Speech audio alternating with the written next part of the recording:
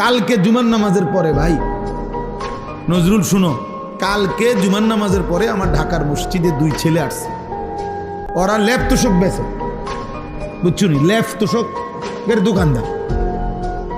আমার বয়ান শুনছে ফজরের নামাজের ব্যাপারে। আমার একটা বয়ান আছে সন্দ্বীপের একটা ঘটনা, যে সন্দ্বীপ চট্টগ্রাম, ওখানে 4টা ছেলে কলেজের, ওরা একবার সিদ্ধান্ত নিছিল 2023 সালে যে তারা তাদের বন্ধুদেরকে ফজরের নামাজের জন্য উঠাবে, ফজর ক্যাম্পেইন।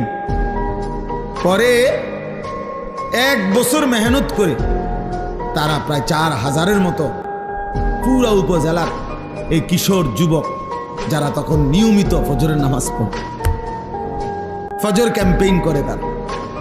তো এই ছেলে বলতেছে, হুজুর আমি আপনার এই ওয়াজটা শুই না, আমার এলাকায় আমি উদ্যোগ নিছি, আজকে মাসখানিক এই লেফ তুষুক বেশি না ফোলা, আমি উদ্যোগ নিয়ে আমরা 2 বন্ধু 2-3 জনে মিলে এখন আলহামদুলিল্লাহ এই 1-1.5 মাসের ভিতরে 160 জন লিস্টি করা দেখাইছে, লিস্টি আমরা প্রত্যেক দিনে 160 জন ফজরের নামাজ জামাতে পড়ে।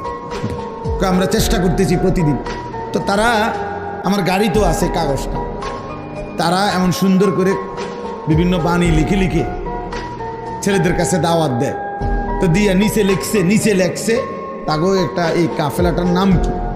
কাফেলার নাম হইল বেনামাজিকে খুঁজে বেড়াই, নামাজিকে বন্ধু বানাই।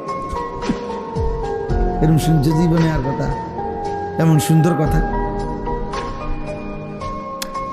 এই ফোলার মাথার থেকে যে এমন সুন্দর বুদ্ধি আইব, আপনি বুঝছেন কোনো, ভাবছেন কোনো দিন? কি সুন্দর কথা না? আমিও তো জীবনে এমন সুন্দর কথা ভাবি নাই। বেনামাজিকে বন্ধু আরে খুঁজে বেড়াই, মানে তারা তালাশ করি আর কি, যে করে করে তারা ডাকি আমরা, আর নামাজিকে বন্ধু বানাই। হ্যাঁ, ফিকির।